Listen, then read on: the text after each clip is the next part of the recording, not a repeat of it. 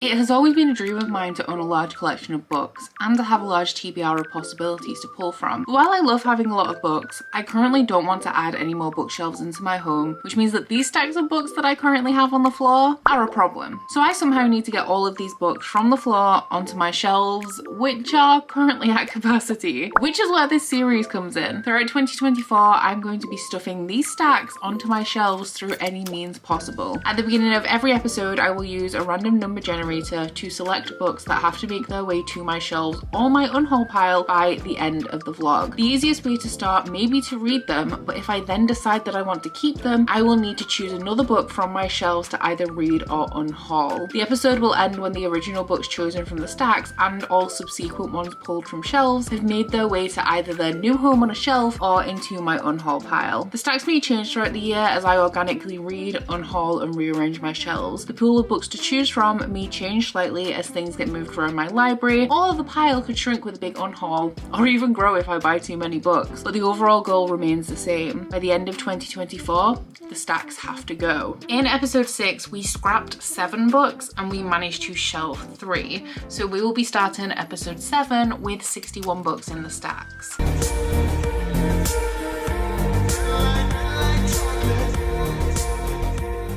Hello my guys, welcome to episode 7 of Shelve It or Scrap It, and this one is hopefully going to be a fun one. I am very excited. I'm also very jet lagged. I came back from San Diego yesterday, didn't sleep very much last night and then slept through most of the day, so it's not going well, but I am hoping to use this time as I'm like adjusting back to daily life to get quite a bit of reading done, because somebody left a comment, and I'm pretty sure it was episode 6, saying that to keep on track to actually get all of these books from stacks onto shelves by the end of the year, then we kind of need to be working through 10 books per episode, and I cannot promise that we are going to be able to do that today. Like, the same rules still apply where we're gonna do like at least 3 attempting to be read, but I have been away for 10 days. I haven't done a whole ton of reading. I'm feeling, my favorite thing about going away is how invigorated and how appreciative of my house I am when I get back. So I'm ready to hunker down, to settle and to get some reading done,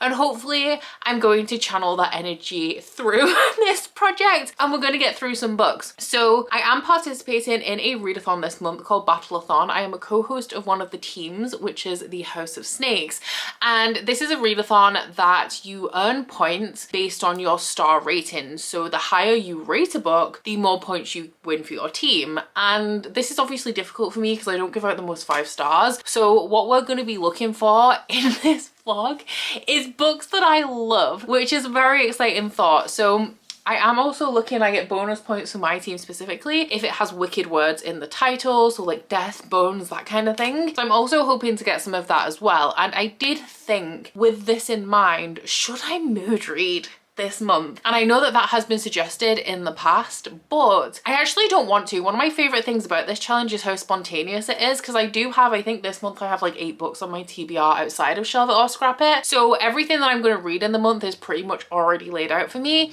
And the thing that I actually really love about this challenge is that while we obviously have a set selection of books here, the one that I read is randomly generated. It's spontaneous. I don't know what it's going to be. It could be something I'm highly anticipating, something I'm not, and I want it to keep that kind of level of randomness within this challenge. So we are just going to be going with the random number generator today as usual. We have 61 books in the stacks, which I did go back to the end of the last episode to check, and I said that I had 62 there, so I don't know if one's made its way to the shelf somehow or whether I just miscounted, but I have counted these twice and we are starting with 61 today. And something that we could manage to achieve this episode is to get rid of this stack here, because this one over the one that you can't see that's like next to this one is almost empty. So if I could condense these two in this episode and get this one in line, that would be a great thing to achieve. So 61 is our maximum. I don't really know what I want from this episode. I don't know what I'm in the mood for. I couldn't even tell you what genre I want to read. I've just read some epic fantasy, but I wouldn't be mad if I continued to read fantasy in this episode. So let's just find out what book one's gonna be. 49, is that? 49, so pretty far down. I'm guessing it's gonna be towards the bottom of this stack. Let's get you guys a bit closer in here. 30, 39, 40. Ooh, Incendiary by, you can't even see it because of my big head. It's this one. It's Incendiary by Zoraida Cordova. I feel like I'm pretty ambivalent about this one. I have no like burning desire to read this right now, but I have also heard really good things about Zoraida Cordova, specifically the something Bruja series. I have the first book up there, which is called Labyrinth Lost, and I still haven't read it. I've had that one for a long time as well. The Brooklyn Brujas. So I think that that one is a contemporary fantasy. I don't really remember what this one is about, but this was one of the last Illumicrate books I received, I'm pretty sure. Although, does it? Yes. It says the signed first edition is printed exclusively for Illumicrate, but I don't know like how special the cover is, because this was before you had like a sprayed edge on everything. But this one is like 2019, 2020, so it's a few years old now, and I haven't really heard anybody talk about this, while the Brooklyn Brewer series I heard tons of people like give really good reviews for. So this is about a girl who was a child when she was kidnapped by the King's Justice and brought to the luxurious palace of Andalusia. She is a memory thief, which is the rarest and most feared of the magical Mariah, and she has been used by the crown to carry out the king's wrath. So a boy who is the commander of her unit called Des is kidnapped, taken captive, and then she has to go and complete his top secret mission, and she like wants revenge against the prince, but is it going to be a romance with the prince, or is it going to be a romance with this boy that she loves that she's trying to save? I have no idea. It's definitely YA fantasy. That's not necessarily a bad thing when it's well done. The synopsis is honestly quite a lot. It's one of those high fantasy synopses that I really struggle to kind of make sense of without any context. So I will definitely give you a little bit more info about what this is about when I get into it properly. It is, well, the text is reasonably sized, which is nice, and it's 450 pages. So a little bit of a chunkier one, but I do hope that I really enjoy this actually, because like I said, I've heard good things about Zoraida Cordova. So hopefully it's a YA fantasy that really works for me. Just wanted to check in, let y'all know that today I'm making myself a dick coffee. I think it kind of looks like a dog with like the nose here, like a Tim Burton-esque dog with an ears and like a body, but then no, it's also just an aubergine / eggplant. So yeah, that's what I'm drinking today. Something arrived today that I am very excited about, so I want to open it for you guys. I am sad that it's here though, because I have like 3 weeks until exactly 3 weeks, yeah, exactly 3 weeks until I can use it. But I have ordered, I should have got my scissors. Oh my god. Here we go. A paint by numbers kit. I am wondering how big this is. Actually, no. I've actually ordered this for a reason. So I think based on the day that this goes up, you can still join this, but on the 24th of August on Patreon, I'm doing a paint and sip with Gavin. So essentially like a paint and sip is a painting class that you go to, and you're given instructions and you like drink wine while you paint, and everybody kind of like creates a depiction of the same kind of picture. So we're going with that vibe, but we're not doing like a class. Everyone is kind of just going to bring their own painting or craft project, and we're going to do them at the same time. So I have ordered a paint by numbers. Gavi's getting a paint by numbers as well.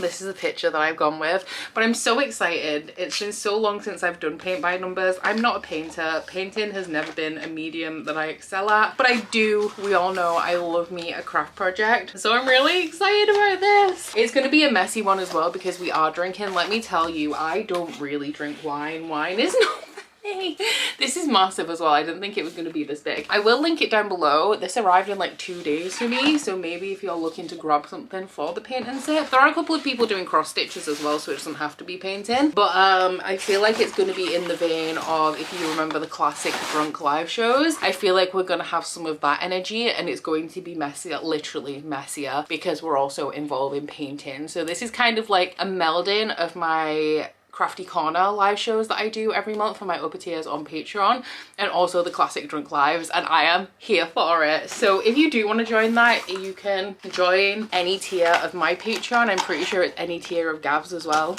and you will be able to join us for our paint and sip. But I actually have some audiobook to listen to today alongside the book that I'm reading for Shelve It or Scrap It, which I will talk to you about very soon. I just want to read a little bit more before I bring you my first update, but it would be great if I could do my paint by numbers while I listen to a little bit of that audiobook, but alas, I'm gonna have to wait I don't think I'm going to finish this in the paint and sip, but I want to start it in the paint and sip because I feel like it'll be more entertaining, like me trying to get to grips with the project after having not done a paint by number since I was literally like a young teenager, if not an actual child. I am sad to be saying it, but this book may not be for me. I'm 132 pages into it, so like I'm a decent chunk of the way through, and I feel like I've just reached a point where things are going to change a little bit, so I am gonna like stick it out for at least, I want to say, up until the page 200 mark. Although every time I say that, I always struggle to meet that goal before like I want to DNF, you know, like if I've been having those thoughts leading up to that point. But I just feel like this is falling into a lot of telling and not showing. Like I'm not absorbed in this book, I'm not feeling the atmosphere. And I did feel like it started off quite promising with the writing style. It does kind of throw you right into the story a little bit, but the reason why I'm willing to give it another 70 pages at this point is because I feel like it is almost rushing to get to this point when the actual story is going to begin. And obviously, like, I don't know for sure, that's just maybe what could be going on here. But this is following a young woman called Renata, who is a Mariah, who is a magical person in this world. The king does not want magical people in this world, and she was kidnapped when she was a kid. She spent 9 years in the palace that she doesn't remember, and then she was freed from the palace by the Whispers, who are a group of magical spies. So they are Mariahs and Morias maybe. Yeah, Moria seems better now actually that I'm thinking about it. But they are like a group of rebel spies who are trying to take down the royalty because the royalty are hunting down the magical people. They have invaded the land of the Moria and taken it for themselves. I feel like there's a lot of like colonialism and colonialistic themes in here. And as well as them generally just trying to work against the crown, they now have a new obstacle in their way, which is that I'm just gonna call them the royalty. It's not just the royalty, it's like the other opposing like camp in this world have found a cure to magical powers. And this is something like they don't know how it works, they don't know what it is, they don't know whether it's like an artifact or a poison or like a tonic that is doing it, but they know that these people now have the ability to strip them of their powers, and they need to figure out how they're doing that so that they can also combat that. Our main character has a friend within the Whispers who is also her lover. So straight into this, you are going into the main character having an established romantic relationship, which is actually one of my least favorite things. And I feel like because we're going in with that, it's kind of obvious that it's not going to last, and that isn't going to be the romantic pairing that is actually the main focus of this duology. But it just makes it difficult for me to kind of get absorbed, because when it comes to romance specifically or relationships, I prefer to witness them being built so that I'm a little bit more invested in them. And then on top of it just kind of being told to me that they're lovers, they're best friends, they have all this history, you also have kind of, it's not even info dumping, but I just feel like I'm at regular points throughout these 130 pages being told a little bit about the politics of the history, the reason why nobody in this group of Whispers likes Renata, and I don't feel like I'm uncovering any of that for myself. Let me just read the synopsis. Where I'm up to now is like halfway through the synopsis. Because it says here that Des, the commander of her unit, which is the guy that she's in love with, is taken captive by the notorious Principe Dorado, and she must return to Andalusia to complete Des's top secret mission herself. So that has not happened yet. He has been taken captive at this point, but she has not embarked upon his mission for herself. So I feel like I'm really at the changing point in this story and the point where things are maybe going to get a little bit more interesting, and that's why I feel like the build to this point has maybe been rushed, not executed in the best way, and there's hope potentially for the next like 2/3 of this book for me. So I'm going to carry on for a little bit, but if it does, now that I'm at the changing point, like the point where the equilibrium has shifted, if it continues in this way after this point, then I feel like it is going to be a DNF for me. But I'm willing at this point, being only halfway through the synopsis, to give it the benefit of the doubt and another like 70 pages to kind of win me over. So I have made it a little bit further into this one. I'm 183 pages into it now, so I've read about 50 more pages since the last time I checked in with you, and sadly I think I'm going to be calling it quits on this one.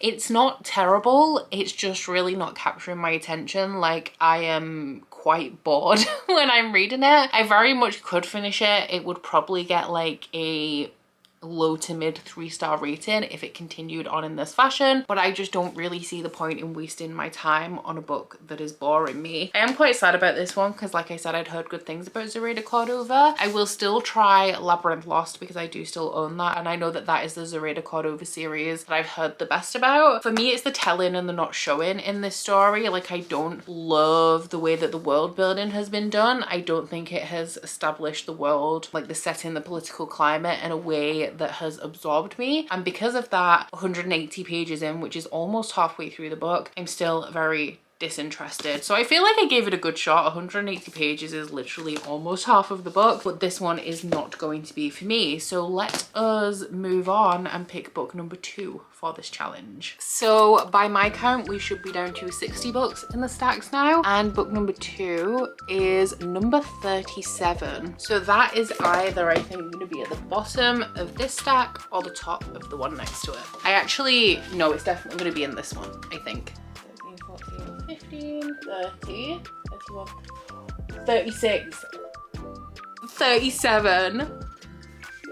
Oh my god! I double checked. It's definitely right. This one is intense. I'm going to be picking up The Crown of Oaths and Curses by Bree. This is an exciting one. It's also a scary one because Bree is a very well-loved fantasy romance author. Also an author that's going to be at Rare, which is a romance festival that I'm going to next month. So it's good that I'm reading this because she does some really awesome event editions that I would potentially like to get my hands on. I don't know if it's too late at this point to pre-order. If it is, no worries, but it is just a thought. I don't really know too much about this one aside from that it is a fated mate story. I am a little bit worried. I'm going to text Aaron actually because I know that there are 2 novellas, I think they're less than 100 pages each, that are available on KU that come before this, and you should read them first. I'm not sure how essential that reading is, so I may actually have to read 180 pages before I get into this 650 page book. So this is one that I'm kind of excited for because I do actually think that there's a chance that I might enjoy this.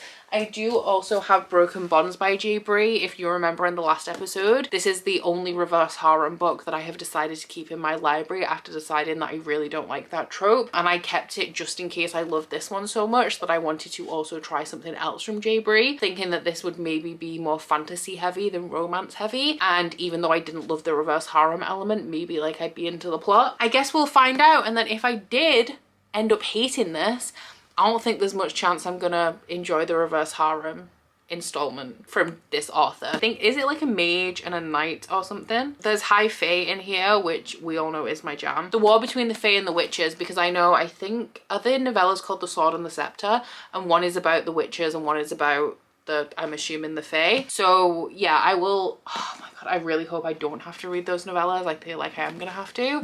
So I'll text Aaron, I'll get a verdict, and I'll let you guys know. So I have some not great news. Aaron has messaged me back and said that the novellas are extremely essential. So I guess I'm not just reading The Crown of Oaths and Curses, I'm also going to be reading The Scepter and the Sword by Bree. So first up is The Scepter, which is the novella that is following the witches. This one is 88 pages. I've just checked The Sword. I think it's either 92 or 95, I'm sure. So I should be able to get through those pretty quickly, but this means that I'm essentially reading like an 850 page book for book 2. So it's gonna take me a while, but obviously with me starting with novellas, I'll be able to bring you some thoughts relatively soon once I have finished the first novella in this world. This is a lot. This is a lot. This is more than I anticipated, but I only have myself to blame because I knew putting that in the stacks that I would have to read the novellas. So I signed up for this because I knew that this was going to be a thing. And my other option was to do my homework and read the novellas first because I've had them out from Kindle Unlimited forever, but I didn't do that either. So there's no one to blame for this but me, really. It is 10:30 and I am on my way to bed. I have just done the live show for book 10 of Wheel of Time, which I think was called Crossroads of Twilight. At this point, I do not remember any of the names, but just before that live show began, I did finish the first novella in the Mortal Fate series, which was The Scepter. So this one is from the perspective of our female main character, who is a witch, and as we open up on this novella, her home has been burned down. She lives in this sacred forest, and she is from this particular group of witches that are very neutral in any conflicts that happen around them, and they don't harm people, they only know peace, they're all about community, and the forest is supposed to protect them. Now for some reason it hasn't done that, and somebody has come into their home and attacked them and killed, I'm assuming, all of the witches. I'm not ruling out the possibility of potentially some coming out of the woodwork later in the series, but her home has been destroyed and she has to travel with her brother to see a seer that she should have seen earlier, but her parents kept putting it off because the roads there are dangerous. So with nowhere else to go, herself and her brother travel to this seer. That is pretty much all this is about. It is about her finding out her fate, and along the way we kind of discover that she has a guy in her head that speaks to her frequently, and it is thought that this could be her mate. In some circumstances where the magic is strong enough, people can have like a mating bond, and those people can then speak into each other's minds. So she hasn't told her family about this guy, and she hasn't revealed any information about herself. She doesn't know who he is, but they converse kind of regularly in each other's minds. So it is like a 90-page novella. That's pretty much all I really have to tell you about it. I gave it 3 stars. I don't like novellas or short stories very much because like it was like 85 pages. Like what am I supposed to do with that? It was a great introduction to something maybe, but that's all it was. It was an introduction. I have nothing else to go off. Honestly, I would rate it based on what it is. Like I would kind of give it a 2-star because I don't really have any opinion on it. The writing was okay, like it wasn't spectacular, but I could read an entire book in that writing style. The character was like fine. She didn't do anything. Like I didn't feel like I really got a good grasp of who she is or her personality throughout this. I did get a little bit of a glimpse into the world though, which was interesting. We were introduced to some different species. There were elves. I think there was a goblin, and our main characters, as well as being witches, are also lesser fae, so that was interesting, but I didn't really glean anything from this.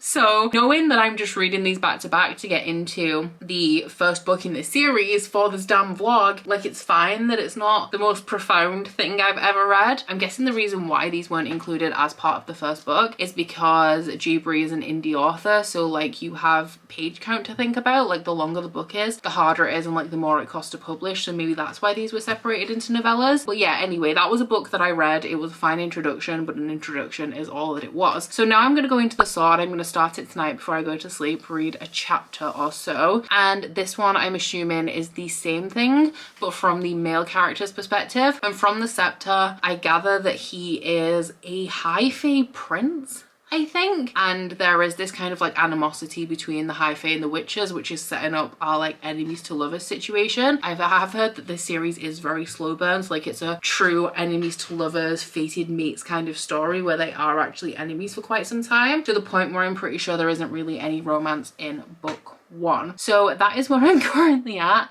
and I will let you guys know when I've finished our second novella and I can actually start book 2 for this video.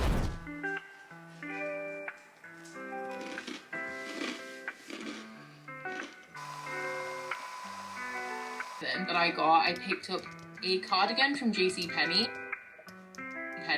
which is like the Arizona. I'm here once again at 10:30 at night after finishing a live show to let you know that I finished a novella, and I've just done Patreon sprint. So not only have I now finished The Sword, I have started finally the book that I'm supposed to be reading, which is The Crown of Oaths and Curses. So we'll start off with The Sword.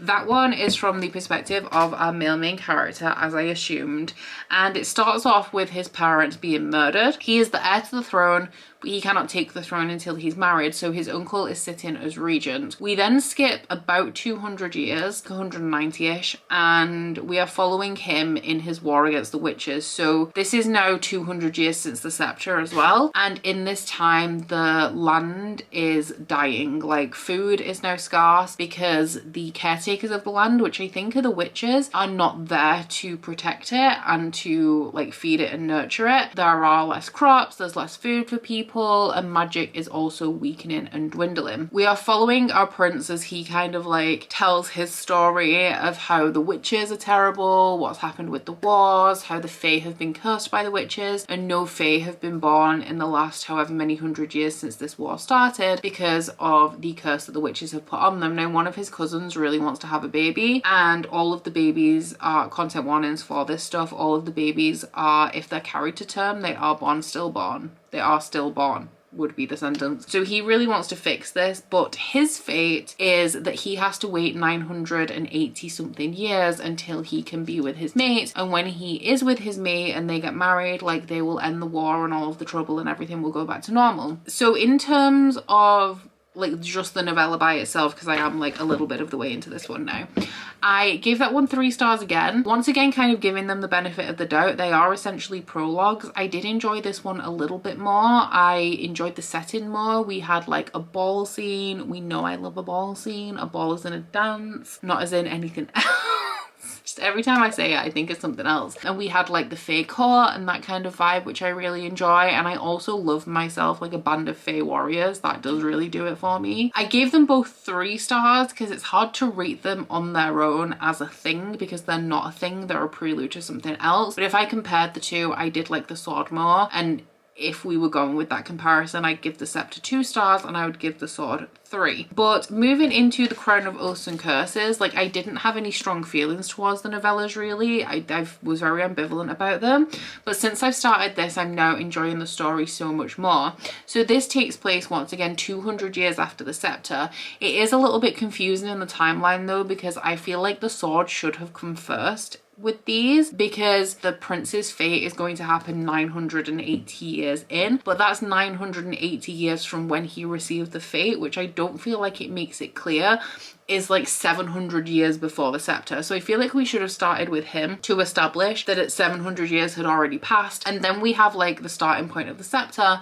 and then our current timeline in the sword, which is like 200 years have passed. So we're at like the 918 year mark in the timeline, and our main character is returning to the lands where she is from because she is now done running from her fate. Now obviously, because of how fate works, this does also line up with this 980 year mark that the prince is on. They meet for the first time and the witch knows who her mate is. She knows that he is a prince of the fae, but he does not know that his mate is a witch, and he, for the sake of his cousin who is pregnant once again, for the sake of his people in terms of like the fae, but also the people of the land who are starving to death, he is desperate for this day to come, not only because he wants to meet his mate, but because he wants to save his land and his people, and that is what his fate tells him is going to happen. However, when he finds out that his mate is a witch, everything really starts to crumble around him because the witches are the enemies of the fae, and there is no way that he could ever lower himself to touch a witch. He won't even ride on a horse with her, never mind marry her. So this is where we have the enemies to lovers set up kind of going on. I feel like the end point is really obvious here. They are going to come together, they're going to resolve their differences, they're going to unite the people, and also along the way vanish some of our villains that we have established, which is, I'm pretty sure, going to be the guy, like the prince's uncle, who's sitting regent, who has like, he doesn't want to let go of control, he wants to remain in control of the kingdom, and also the person who's responsible for all of the witch stuff that's going on, and the witches kind of cursing the fae, is somebody who has started to band all of the covens together and has called himself like the archwitch or like the high witch or something, which isn't a thing that existed. It's essentially just a grab for power. So I am 71 pages in, really enjoying this so far, much more than I was the novellas. I was a little bit worried going into this on the novellas because I just really did not care very much about anything that was happening. And our main character as well, with 200 years of life experience under her belt, is much more likable than she was when she was like being super, I mean, it makes sense because she was super naive and sheltered in the scepter, but with that 200 years of life experience, I am liking her a lot more, and I'm really excited to see some tension build between them, because at this point they have met, but they haven't really had any conversation or any time together, especially like alone time together, and I'm excited to see that develop. And also I know that this is super like fantasy plot heavy and the romance is pretty much non-existent for this first book, but I'm so here for that because I do love, like we all know, I prefer a slow burn. So I do sprints again tomorrow. This is going to be my 3rd day in a row. These ones are going to be public sprints for Battleathon, so I'm hoping to make another dent in this. I'm gonna go get myself some sleep because that is like 11 hours from now. Oh my god, I can't stop sprinting. Apparently I'm having a great time though, and I'm excited to make a little bit more of a dent in this one, especially because it is a thicker one. It is quite an easy read so far. I'm tired right now, so I have had to like reread a couple of bits, but tomorrow when I'm feeling much more refreshed, I don't foresee there being an issue with me sinking into this one, which is really good. I just wanted to talk to y'all about how excited I am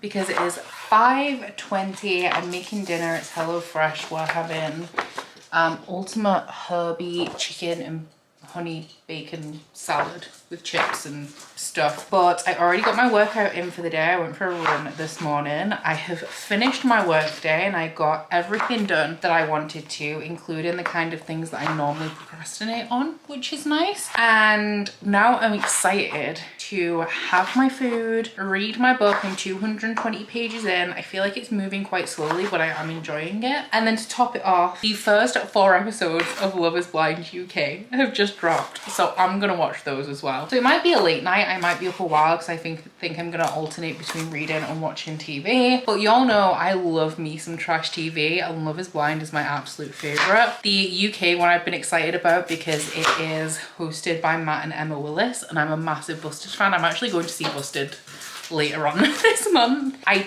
don't love TV shows in the UK because I think us UK folk are cringe as fuck, but also I've kind of embraced that it's going to be very cringe and I'm just gonna roll with it. So I'm about to have the night of my life and I just wanted to tell you all about it. But now that I have, I'm gonna go back to my cooking and listening to my episode of Morbid.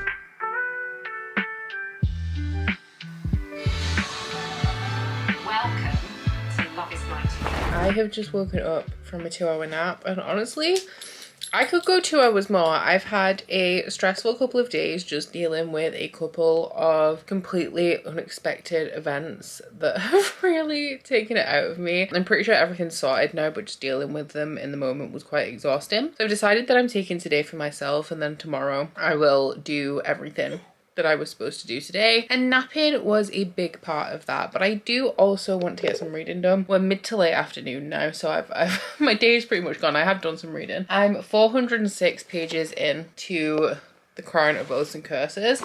I'm gonna close it. I can't remember what, I think my bookmark's fallen out and I don't know where it is, so I'm gonna need to find that at some point. But I am enjoying this one. It is getting a little bit tedious at this point because only in the last section that I've read today has anything kind of really changed. That being said, like I'm enjoying it when I'm reading it. It's one of those where like I'm having a good time reading it, but at the same time like it's not progressing very fast. Up until, like I said, those 50 pages that I've read today, she has spent the entirety of this book in a dungeon. It is just continually like the prince and the fae not trusting her because of the things that the witches have done to the land, and her just kind of sitting there quietly like, okay, we'll go off then. There are things happening politically, there's things happening in terms of conversations between the characters, but with our 2 main characters, he's brooding and stomping all over the place trying to figure out how to save his people, and she's just sat in a dungeon. So I was getting a little bit frustrated with that, which is why I'm very, very glad that that's moved on a little bit now. But something that does still remain tedious is the way that they treat her, because we got to a point in the last 100 pages where I was like, okay, well this is going to be the moment where they see that she's not like the rest of the witches and they start to trust her, they start to open up to her, they start not to treat her so terribly. Yeah, no, one of them treats her a little bit better now. The rest of them are still convinced that she has an agenda, and she's done this thing that has nothing to do, like she doesn't have anything to gain from it. If she was following the agenda that they all think that she is, her best course of action would have been to do nothing, not intervene, and like let the situation play out as it would without her intervention. But she stepped in and she did something one that genuinely was just like good for everybody involved, and they're still mad about it. Like they're mad that she did it. Nobody said thank you apart from like one person that it directly involved, and I'm just like, okay, now I'm sick of this. I'm sick of this behavior. So I'm hoping for a little bit more now that I'm like 400 pages into this book. I get it's a slow burn, I get it, but now I kind of want some rapid progression. Like give me a falling in love montage or something now that we're making steps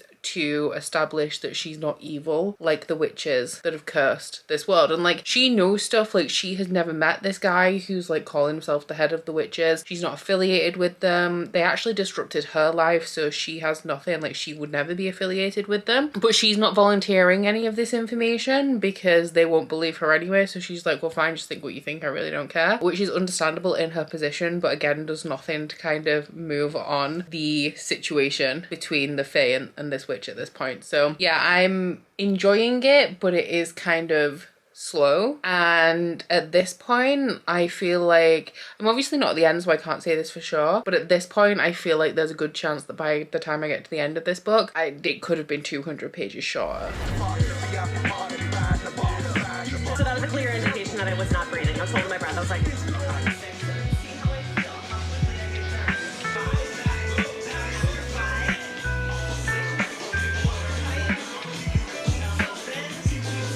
so I am actually past the 500 page mark now in this book. I'm actually, I think, closer to 550. I'm on chapter 37, which is page 535, and I'm hoping actually that I'm going to finish this tonight. I kind of feel like I've reached a point where I can fully articulate why the amount that they dislike the witch is so irritating to me, and it's because we understand that like they have these preconceptions about her based on things that have happened to them at the hands of other witches, but as this kind of progresses, like the prince is called Soren? Yeah.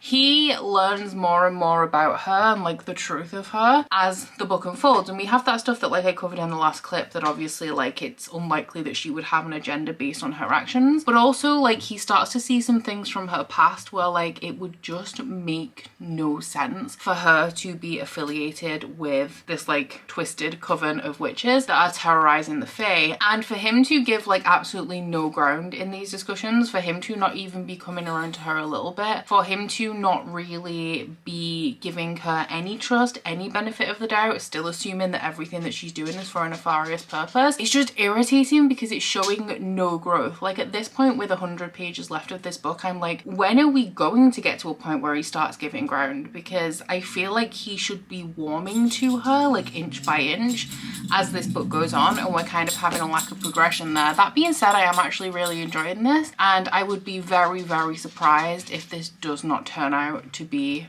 a shelve at the end of this vlog, because I actually, if I didn't have a massive TBR that I was neglecting by filming Shelve It or Scrap It, and if I also was not in the middle of Shelve It or Scrap It, I feel like there would be a good chance that I would go into the sequel. There is a whole like drama with the sequel, and apparently it's like horribly edited which actually makes me want to wait a little while to hopefully so that Bree goes through and irons out some of those edits, because I think some of them are like really simple stuff like sentence structure and like typos, so hopefully in the future that will be rectified and the book will be a little bit less frustrating in that element. But I'm enjoying reading this so much now, even though it is slow. For me too, like that's something I want to do. Like I would love to go straight into book 2. I feel like we're back in the old school days of my channel because I left my big tripod upstairs when I was filming earlier in the week, and we're about to head upstairs, so I don't want to bring it down to film this clip and then have to take it back up, so I'm just propping you up on a stack of books like it's 2017 and this is my first ever video. But I'm very happy to let you guys know, hello baby,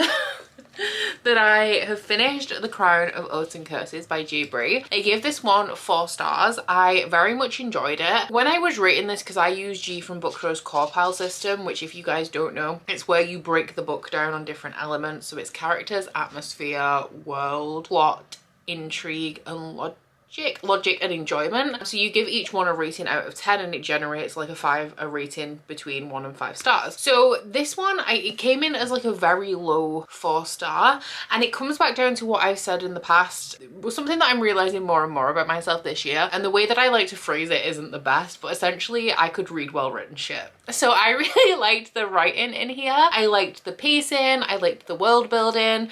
I do have criticisms of it. So like the male main character character irritated me to no end. So there's one bookmark in this book, and it's because something the female main character says about him is so accurate. The way that I've been complaining about his lack of progression and the way that he's just so stuck in his prejudice, there is nothing she can do to change his mind. She says to him that he's ignorant of any true sign of reason, and I'm like, you are 100% right. There is no reasoning with this man. And the way that he is so stuck in his ways and will not give an inch meant that I can't really get behind him, which I know from the end of this, and obviously with this being a romance, because there truly is no romance between them at all, not even really a flicker of attraction aside from an acknowledgement that they are both attractive people. There's no kind of romance in this one at all, and I know it's going to head in that direction, and I feel like I am going to come around to him, but just the level of prejudice in this book was so irritating to read. In terms of the pacing, like, it is super slow. I don't mind me a super slow book, as we know. I would rather read a 650 page slow book than a 100 page novella, which we have done both recently. You could cut, I would say, like 200 pages out of this book and still kind of arrive in the same place. So that is kind of like a downside of the book to me. And while it did build up to like a climactic end, we had like an action-packed end to this book. It wasn't like the Pleated Prisoner series by Raven Kennedy or the Blood and Ash series by Jennifer L. Armentrout, where you have like a very, it's kind of indicative of indie fantasy romance to me, where you have a lot of slowness, slow pacing throughout the beginning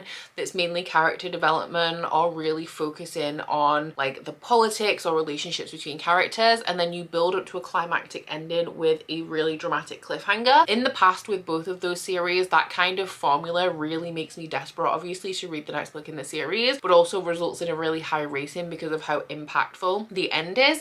And also it is done kind of in a way where you kind of appreciate the slowness to come to this climactic end. This one had an action-packed end, but it wasn't quite on that level. At this point, my overall feelings to this book is that I really want to read book 2, even though I know like apparently it's edited horribly. The release of book 2 was handled terribly. I remember like my patrons were really excited for the release and it was like pushed back. There was no communication. When it came, like the end of the book is just like horrific apparently and really needs editing. So I feel like I should give it a little while because of that, but I just want to read another 650 pages in this world right now, which is a pretty great feeling. But I would say, a lot more things that I can talk about that I disliked about this book and irritated me than things that I liked. That being said, I really liked the world building in here. It is nothing overly complex, but I like the way that Bree established the world. For me, with world building, I would rather that we took a lot of time and you explained every detail of the world than rush through it and I don't have a good grasp on it. And I feel like that was definitely the route that this book took. The characters, I really love our female main character, even though in terms of the novellas, I actually really didn't like her, and it was the male main character Soren that I really liked.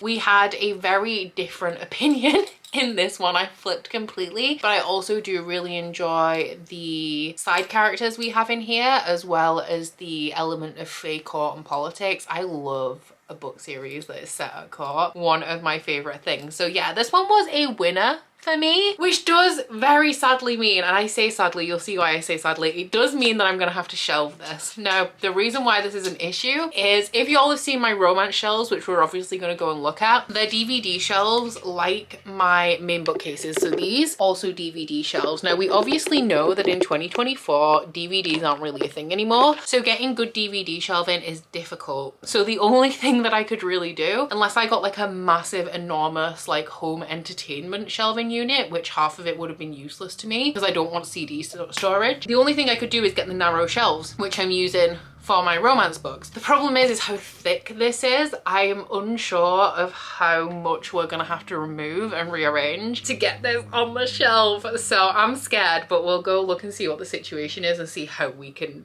shelve this one. So these are in roughly alphabetical order because of, as we just mentioned, the size limitations of each cubby. It means that things have kind of got a little bit out of order because it's just the best way that they'll fit. I don't think I mentioned why I prefer DVD shelving. Is because I just think that normal bookcases are too deep. Like, why do you need all of that excess overhang space? It's just not necessary, and DVD shelves are like the perfect depth. It's only the occasional thing that will be like too deep for a DVD shelf, so that is personally why I prefer, especially my paperback shelves, to be DVD shelves as opposed to bookshelves. I will say though, they're all too like, they're not tall enough for hardback. So I do have some like normal bookshelves, which is my hardback storage. But let me see if I can rotate you a little bit to get a better view on here. So we have the A's up here. This is all Lizzie K. Adams, and we go out of order for Tessa Bailey. Back to Jennifer L. Armentrout with the A's, then back to B for Amanda Boucher. And then we have a bunch of like A's, B's and C's and E's and D's actually here. So in terms of the alphabet with J. Bree, we should kind of be like here. I don't think I can move. Oh, what if? Right, okay, this is going to be a bit of a rearrange actually, so enjoy. Can I get Ivy Asher in here? I can. Q, R, S. So that's actually better alphabetically. The problem is that I can't fit 4 Jennifer L. Armentrout. Oh, or maybe I can. No, I can't, and it's so annoying because it's so close. That would be a good shout to pick up actually. So essentially these, I really liked the first 2 books in the Blood and Ash series, hated book 3, and then this is obviously the start of the like prequel series, which I've heard is really, really good. And then book 4 in this series is terrible again. So I was like, this could be good to read because if I don't like it, I'll unhaul all of these. But what is likely going to happen is I'm going to enjoy this, and it's book 4 in Blood and Ash that I don't have that is going to make me unhaul them. So yeah, that's maybe not a good shout. I could put something there. Could I put J. Bree there? I think that this is the same size as the other. Oh! Can you believe that just happened? Oh wait, no. I was like, I've solved the problem, but I haven't because I still have Tessa Bailey. So yeah, that's not a thing. Can I get Tessa Bailey? Yeah, no, we're not going to be able to do this without pulling something off. So I obviously don't want to go, the point of this is to read books that there's a chance, at least a small chance, that I'm going to unhaul. So there's no point going for Amanda Boucher because I did really like book 1, so I'm likely to enjoy book 2. Olivia Dade is a rare author. J. Bree, I don't know if I mentioned, is an author that's going to be at Rare. This was also a gift from Ash as well, so thank you very much to Ash for gifting me the J. Bree books. But J. Bree is an author that's going to be at Rare, which is cool because now I can go get that signed. Olivia Dade is, and also Ivy Asher is. So they would all be good to read. I don't know if I want to be really pedantic and kind of split the series up to make them more in alphabetical order. Dade, Hazelwood. See, I even have some E's. Like here, I've got Carissa Broadbent here because she wouldn't fit anywhere else unless she goes up there, which would mean moving the Amanda Bouchers away from each other because I'm trying to keep authors together as well. But we also have like J.D. Evans and Cassandra Fay that are shelved like later in the shelves than Colleen Hoover is. So the whole thing is a mess and we just kind of fit things where we can. But based on kind of where we are right now, I feel like my next book is going to be All the Feels by Olivia Dade because it doesn't really make sense to put it anywhere else unless I took like this out, but this is one that I'm expecting to really love. And I'm also currently reading a different Carissa Broadbent series, so I don't really want to start another one. So this one is actually a pretty good contender for my next read because I've heard some not great things about this. I know there's a bunch of people out there who really, really love Olivia Dade, but I've heard that the love interest in here keeps comparing the main character to a statue that's like really unflattering. So I'm intrigued to see what I think for myself. I can't actually remember what this one's about, but I think it's like a celebrity romance. So this one is about a guy who is in a TV show and he ends up in a bar fight that kind of threatens his career. And then the female main character is a former ER therapist that is hired to keep him in line, and she has to watch over him, but obviously like there's attraction there. But then apparently there's another scandal that gets this guy in hot water and she ends up losing her job, and they end up on a road trip up the California coast together.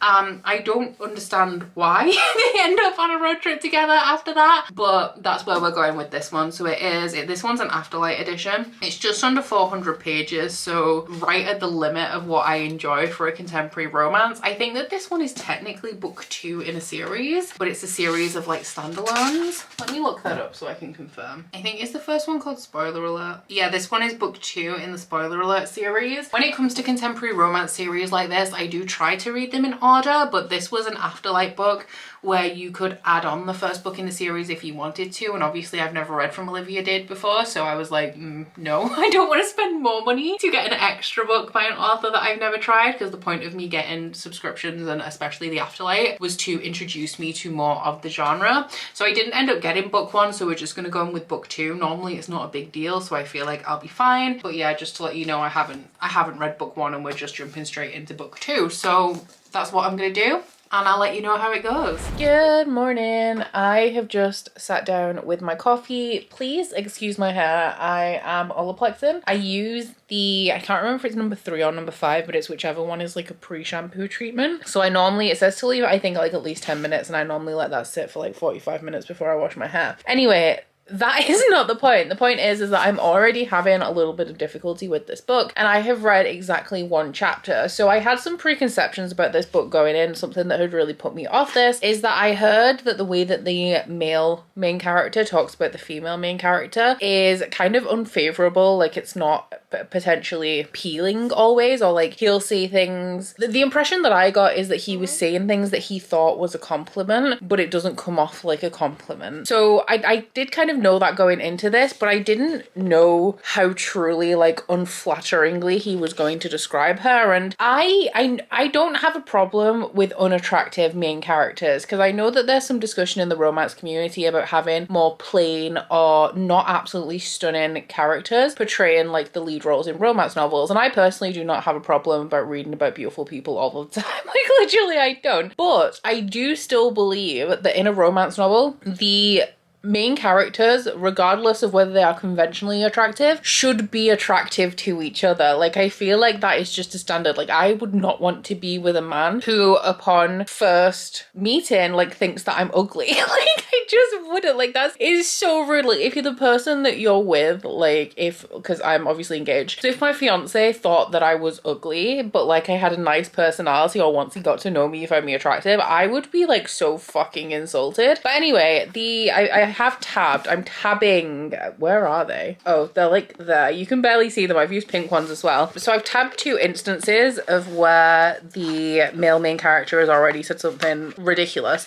So on page 1, the first page of chapter 1, the first time he sees her, he describes her as having sharp features, including a beaky, crooked nose. Okay, so like crooked nose, I feel is just like maybe her nose is crooked and she does say later on it is. Beaky, kind of an insulting way to describe someone's nose. She has bright eyes, a very round body with comparatively skinny limbs, short as hell. His new nanny looked like a bird. So that's like the first meeting we get of her. And like some of these can be descriptors, like, yeah, crooked nose, okay, very round body. Nothing wrong with being plus size, but very round body. It just feels like a weird way to describe it, you know, like not curvy, not voluptuous. Her body is very round and she has skinny arms and legs. And then he explicitly says like she's unattractive later on page 6. Her eyes were even more arresting, a clear soft green with the slightest hint of blue. They were her only feature an honest observer could call pretty. So not even like, oh, she's not attractive to me. Like, if you're looking at this woman, the only honest thing you could say that's attractive about her is that she's got like pretty eyes, like very like clear piercing eyes. I would like, if I was why is one of my hairs was like stuck in my camera. If I was the female main character in this book, like say we're writing a little memoir, I would kick this man to the curb so fast. Like, I know he has his issues and that's part of the plot, but like no man that talks about me this way is gonna be my happily ever after. It's just not happening. So we're off to a rough start. I'm assuming that it improves. I just don't feel like, because you can be a dickhead, and he is a dickhead, and that is something that is obviously going to improve with the plot. He's going to be less of a dickhead. But a man that finds me instantly unattractive to the point where he's like, oh yeah, like the only thing like an honest person could say about this girl is pretty as her eyes, that's like more than dickheadery, you know? It's not meant to be. I don't ship it. Thank you for that, though. Well, she was being interviewed at the precinct before Justice started, where the hearing took free, as I had before the trial started. Survey says that's a lie. Survey says you're deluded. Yeah. But then he ran some simple blood tests, but they weren't working in very close proximity to phosphorus, as did the need for so many dial painters. He didn't need as many. So I feel like I have hit some sort of breakthrough with this book, and I'm not sure how I feel about it. I am 178 pages in, so I'm like almost halfway through. I'm just getting set up because I really need to do some editing today. But I've just had a little morning reading session, and I'm not loving it, but also kind of like it's fine. So this one is following a guy who is the star of a TV show called The Gates of the Gods, and they're going into their final season.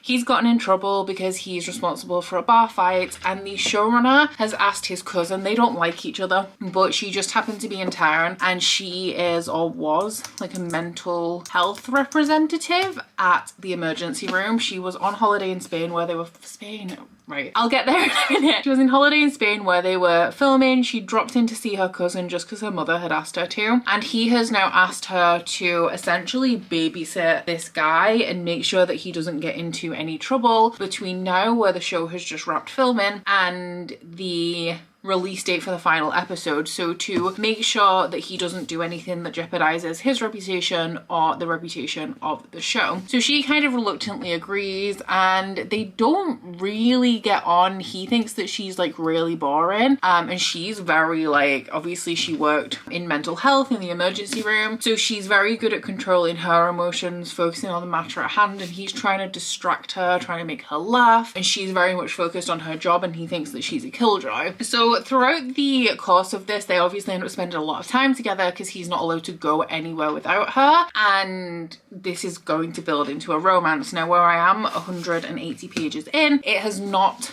turned, like, it's obvious that it is going to. I mean, it's a romance, but they're moving in that direction, but it's more of a like to friendship and mutual appreciation before we're gonna like break into any romance. Domestic abuse plays a very big theme in this book, and it is a recurring theme throughout. It is very clear to me that the male main character has some sort of personal relationship with domestic abuse. I think it has something to do with his mother. He also is the ambassador or like the creator or founder or something of a charity that supports domestic abuse victims, and it is quite clear as well that behind his kind of like Joker facade, he is like a little bit more serious, a little bit more soulful, and he's like a good guy that is interested in protecting people and treating people decently, which does come up to the forefront of this novel when our main character, who as we know has a beaky nose and is very round with skinny limbs, comes under criticism from a lot of the people around the star as he is in Hollywood. A lot of people, like his fans, disregard her and push her to the side. She doesn't get treated well at red carpet events and things like that. So he very much is ready to like step in and defend her honor. I feel like the way he suddenly gets very affronted and like angry about stuff like that feels a little bit jarring to me. I don't like him very much. I find him to be quite annoying. If he was the kind of person that I was around constantly, he was really great on me, because he kind of constantly mocks the main character in a jokey way. So like he'll call her a killjoy and a wet blanket to her face. He'll say that she's like oppressing him and standing in the way of his like freedom to do whatever it is that he wants to do. And I think that personally, like, his personality would never mesh with mine, so I am finding him a little bit tiring to read about. Our female main character is fine. She does spend a lot of time kind of more reserved, and a big part of her story arc is that throughout her life she's kind of taught herself or been conditioned to be as inoffensive and inobtrusive as possible. So the way that kind of the situations they get put into progress is that somebody is rude to her or offends her, and she's like, oh, like it's fine, like don't make a fuss about it, and he obviously wants to defend her honor and makes a fuss about it. So she kind of like needs a little bit more confidence. She's used to her feelings being disregarded and people not caring about her being hurt or offended and not bothering to kind of stand up for her, and our male main character is very much about defending that honor. So like, it's fine. I'm having an okay time with it. I'm not overly invested. I'm not swooning. I'm not shipping it. Something that I don't like about it, actually, before I get into my theory, and I don't know if my theory is actually something that's known, so forgive me if it is. I haven't googled it. I wanted to talk to you about it first. But something that I don't like about this is still the way that he describes her. I feel, because obviously at this point, like, it's come in to a point where he's kind of realizing that he is potentially attracted to her. The thing that I don't like though is that it feels like he regards her as a curiosity. Like, he compared her to a Picasso painting, and we all know Picasso was like a big fan of the abstract, I don't know what you call it, like painting method art movement. So to me, being compared to a Picasso painting is not particularly flattering. He talks about how her face kind of like intrigues him and he finds her interesting to look at, but he doesn't find her pretty or beautiful, which obviously, like, beauty is not be all and end all of everything, but I think that finding somebody's face interesting or arresting does then make them pretty, because it's then attractive and appealing to you. And I don't like the way that I kind of feel like it feels like he kind of wants her because she looks peculiar and peculiarity is intriguing to him, as opposed to finding her attractive. And for me personally, I feel like being treated as a novelty or a peculiarity would be insulting and would make me feel very self-conscious, and our main character is actually quite self-conscious. There is, like, as we know, he's already compared her on like the first page to a bird, and he does bring this up at some point, and she's very, very self-conscious about it. And feeding into what I said about the way he's kind of treating her as this novelty thing, he's like, she's upset because she thinks that it's a criticism of her nose, and he's like, no, like, you do look like a bird, like, you do, but I like birds, so that's okay. And I'm like, that is so rude. Like, I don't, like, what, you don't want to be compared to a bird. Birds are beautiful, but as a human woman, I don't want you to compare me to one. You know? Something that I did not know about this though, that I strongly suspect, is that this is Game of Thrones fanfiction. I know that, spoiler alert, the first book in this serial, I don't know who the characters are or what the plot is, but I know that there is definitely a fanfiction writer in there, and in this one, fanfiction does also play a part. So as I said, domestic abuse forms a strong theme of this novel, and our male main character, why can I not remember his name? Alex. He does not like the way that the writing and the plot of the final season of his show has gone. As somebody who feels very strongly about domestic abuse, who is an ambassador for domestic abuse charities and supports domestic abuse victims, he feels like the last season of the show portrays an abusive relationship. Now, this story is like based on the gods, and he plays Cupid, his mother is Venus, his grandfather's Jupiter, and obviously his lover is Psyche. Apparently playing out in the last season of this show, instead of going to his lover Psyche, he goes back to his mother and his grandfather, where an abusive relationship has already been established throughout the earlier seasons of this show. So the first thing that really made me feel like this was Game of Thrones fanfiction is that these showrunners are called Ron and RJ, which the showrunners of Game of Thrones, are they both called Dave, or they're called like Dave and Dan or something like that? They're called Dan and David, or were they called like D&D or something? I remembered that their names were alliterative, so that kind of made me think for a second, and the way that we were on like this fantastical show. But as we're getting into, because of the domestic abuse elements, this is mild spoilers. I wouldn't say that it does give anything away, but just in case you're super sensitive and you want to like skip ahead a minute, I want to read you like a little paragraph from page 154 where I was like, no, for sure, like, this is Game of Thrones fic. Or more specifically, this is Nikolai Coster-Waldau fic, because this is a conversation that the main character, the female main character, is having with her friend about the themes of abuse that are present in this show. And it is a little bit on the nose, the way like people are sitting down, like with Babel by R.F. Kuang, like people are sitting down to have conversations about the key themes of the book instead of portraying them a little bit more subtly, but we'll push that aside for a second. They're talking about this plot that's going to unravel in season 8, where Cupid is going to go back to Venus and Jupiter instead of sticking with Psyche. And not saying anything about Game of Thrones, but if you know, you know, because this paragraph says, it would send a definite message that survivors of abuse can't ever truly escape their abusers or form new healthy relationships. Plus, it would just be fucking terrible storytelling. I mean, what would be the point of all those years of character development then? What would be the point of his relationship with Psyche? Why would they show him breaking free? Only to put him right back where he started. And like, if if you know, you know. That was the final kind of nod to me that this is a fanfic. And like I said, I haven't Googled it. I wanted you to present my evidence first. I am actually going to go look up whether this is considered as fanfic in a minute, or whether like it's a known thing that it's kind of Nikolai Coster-Waldau fanfic. But I'm kind of enjoying that element of it, but then it's upsetting me because I like Nikolai Coster-Waldau and I don't like the main character of this book,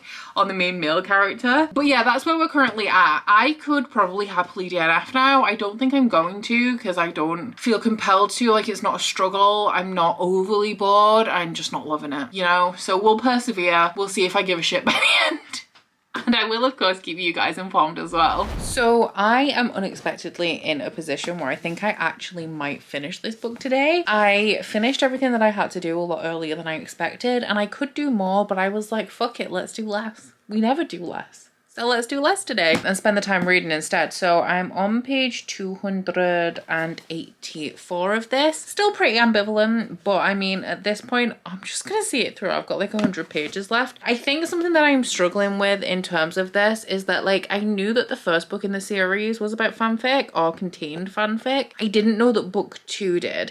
And it's not something that I've read a bunch of, like fanfic or fanfic writers being the main characters of books. But I think that it's something that I'm kind of coming to realize that I don't really enjoy, especially because of the really meta nature of this book in particular, where this book is fanfic. I did look up the series and they're all like low-key fanfic about how the cast of Game of Thrones aren't happy or weren't happy with what the showrunners did to the final season of the show. So that's kind of like the inspiration here. I'm now second guessing myself on whether this book is about Nikolai Coster-Waldau, because I looked at book 1. I think that book 3 is low-key supposed to be Kit Harington. I looked at book 1 and that also looks like Nikolai Coster-Waldau. So I'm not sure whether books 1 and 2 are both supposed to be Nikolai Coster-Waldau. But the fanfic is kind of meta because the main male character, Alex, is writing fanfic about his character Cupid because he hates how much of a terrible job the showrunners and the writers did of the final season, because he thinks that it like condones abuse and like teaches abuse victims that they can't escape abusive relationships. Him reading and writing fanfic in a fanfic is a little bit cringe for me, especially because like it's so on the nose as a romance novel. So there's just been an instance where there's only one bed, and as we were kind of approaching the situation, I was like, oh cool, only one bed. I like that trope. But then Alex, as a fanfic reader and writer, also really likes that trope. So it's a play on the fact that he's aware that the trope is a trope as he's living it.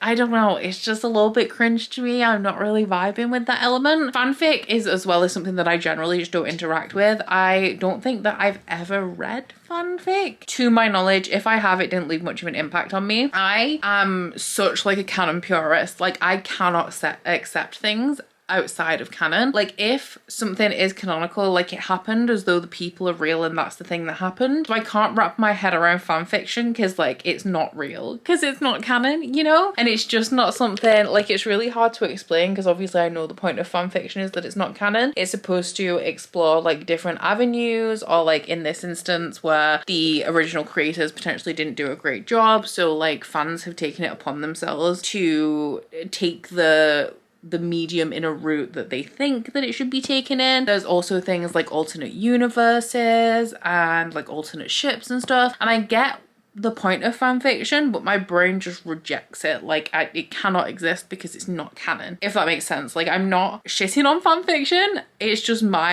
I can't consume fan fiction because my brain just doesn't accept it. Like, it's canon or nothing for me, I am afraid. With me having 100 pages left, I think I've got like 45 minutes until the end of my work day, and I have a couple of parcels that I want to drop off at the in-post locker from things that I've sold on Vinted. So I think I'm going to do that and then read for another 30 minutes, and then I kind of, because I've managed to read so much today, I don't want to spend a lot of my evening reading, but hopefully I'll be able to finish this off when I get in bed tonight. I have not finished my book yet, but I did say in this video that I either wanted to read a lot of books, which has not happened and is unlikely to happen in this episode, or I wanted to condense these 4 stacks into 3. So I'm gonna have a little bit of a look, see if I can have a bit of a rearrange and see if we can condense the stacks. I've had lots of people in the comments either telling me how to count, which Yeah.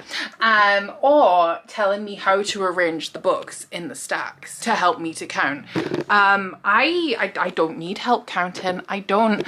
But the issue with the stacks and why I can't really rearrange them much of a different way is because of this table here. So on this side, I only have room for like small hardbacks or paperbacks, because when you get to here, then the table is in the way, and I actually use that drawer. It has Bookopoly stuff in it. But what I can potentially do, I also have a leak in the beanbag that lives in this corner, and so there are also beans all over the floor, which I'm gonna hoover up soon. What I can do is potentially move some of this stuff onto this stack and make this a tall hardback stack instead of partially or like half paperbacks and stuff. So can I get you guys in a place where you can see, but I can also fit in?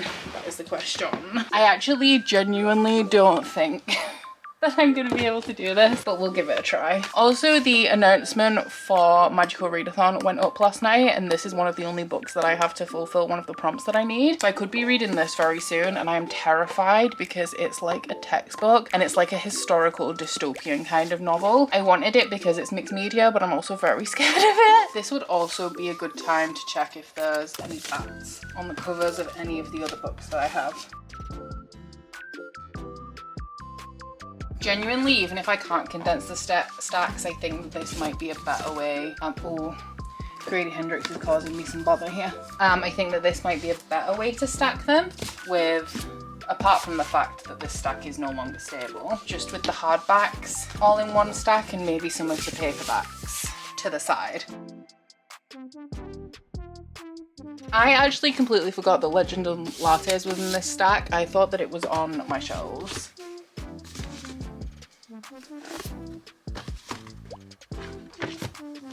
See what I mean? No, we can do it. It's just I really, really hope that I don't have to get in this drawer anytime soon. Get in. There we go. Oh shit. One more. You know what? You can just go up here. That is fine. Sweet, we did it. We now have a literal wall of books, which is interesting. I am gonna get the Hoover out though, because it's definitely dusty down here. I finished the book, guys, and I have so many regrets because I should have DNF'd this one. I regret not DNFing this so much. And for the first like 300 pages or so, like I was having an okay time. Like I wasn't loving it, but I wasn't like actively disliking it, and I don't know why, but the last like 95 pages was so hard to get through, especially like the last 30. I'm gonna be honest with you guys, I skimmed the epilogue. It was like a pretty long epilogue to start off with. It was like 15 pages. There was a section, because throughout here we have like little bits in between chapters that are like texts. Some are fan fiction. So between like the final chapter and the epilogue, there's some fan fiction. I didn't even bother reading it. Like I skipped it. It's like 3 pages here. I just skipped it entirely because I had no fucks to give. So yeah, I guess I did DNF it because I did not actually really read the last 15 pages of this, but I'm still counting this as finished because I can guarantee absolutely nothing of value happened in those 15 pages. It was optional reading, in my opinion. So I gave this one 2 stars, and that is because I don't think it's horrible. I just did not like anything about it. And you might be like, Becca, that definitely constitutes a 1 star. I like to reserve my 1-star reads for books that are actually like I genuinely don't think people should read them, because I don't think that anybody's going to enjoy them. And I do feel like there is some sort of audience out there for this book. It's just not me. Maybe if you are somebody who likes fan fiction and reads fan fiction, then you might enjoy this, because I feel like it did have a little bit of a fanficky style. Not good fanfic though, I want to say. You know, like the kind of fanfic that's kind of like self-insert wish fulfillment, where everything is kind of, it was the dialogue for me, especially during the sexy scenes. I wasn't doing it for me. I think that Olivia Dade has a particular way of description that really takes me out of the story. Like nothing is kind of romanticized, nothing is described in what is to me an appealing way. And I've said like how some of the choices for the way our main female character Lauren is described just feel a little bit off. Like the way that she's described at the beginning as being round, like it just, I mean, it could be like it's an observation, like maybe she is hella round. I just don't feel like the description is being like prettied up to make it more appealing. And another kind of example of this is there was a sentence somewhere throughout here that was like, he padded out of the bathroom on his long feet, and the fact that his feet were described as long just really made me go like,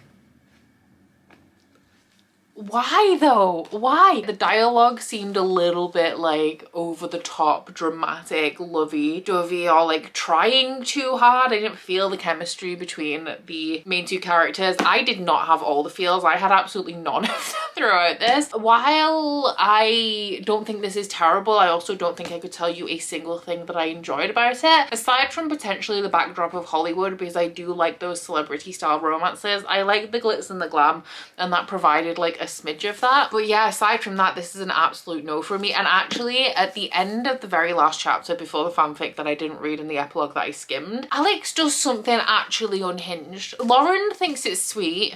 I don't think it's sweet. I don't think it's sweet. And it does happen pretty much at the end of the last chapter, so I'm not going to tell you what it is, but if you know, you know. I wasn't a fan of that. So I think it is quite obvious to you guys. I think you guys know that I'm going to say that I'm going to be scrapping this one. And I'm actually going to be wrapping up this episode here as well, because to be quite honest, I do not have the stamina to continue. We had, oh actually it is the wrap up portion of this vlog, so I can go through and tell you exactly what we had. We had a DNF mid AF, in my opinion. We then had 850 pages that I had to read, and it was completely my own fault. It was the only win of this video, our only shelve. I am sad that I had to read 2 novellas before it, but I'm really, really glad that I finally got to this one. But saying that, actually, I think it was potentially the day before I started filming this vlog, I noticed, because the way that Rare works, which is the festival that Bree was going to be at, spoiler alert, they mainly operate on Facebook, so all of their announcements and stuff they do on Facebook, and I do not I do not go on Facebook very often. And I happened to be on there the other day, and I saw somebody inquiring about some sort of Bree pre-order that I think one of the boxes that are there as a vendor have done, and so I went and had a look, and Bree actually is not going to be attending Rare anymore. And the post where she said that she wasn't going to be attending Rare anymore was like posted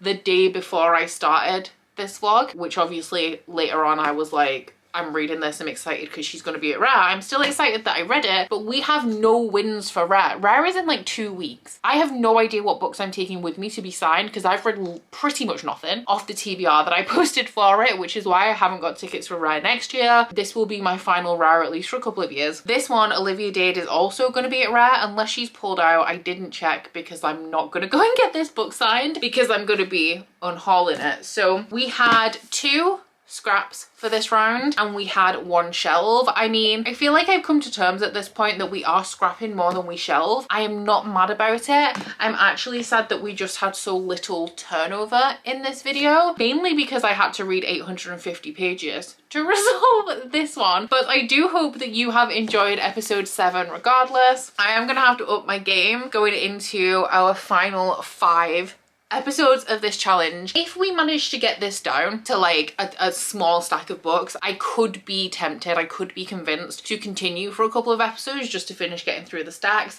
But if we end up like 12 episodes in and they're just not budging, we're gonna have to take drastic measures, and I don't want that to happen. So I'm gonna have to up my game and try and speed up this process, or read a little bit faster in the next few episodes to make a little bit more headway on these stacks than we are currently, because I also have unboxings coming in which are adding to the stacks, and it's just not quite balancing. So we're gonna have to figure something out about that. In terms of the next episode, I will not be filming it at the beginning of the month as I like to do, because I will be away at Rare at the beginning of the month. So you can expect Shelve It or Scrap It episode 8 to be hitting your subscription feed a little bit later than it has been recently. I'm hoping to have it out by the end of September. If not, it will pretty much be the first video that you guys see in October, and like the other month you can have like a double feature in October, or however it's going to play out. I do hope you enjoyed this episode if you've made it this far. If you have, please don't forget to like if you liked it, and subscribe if you wanna, and I'll see you guys next week. Bye!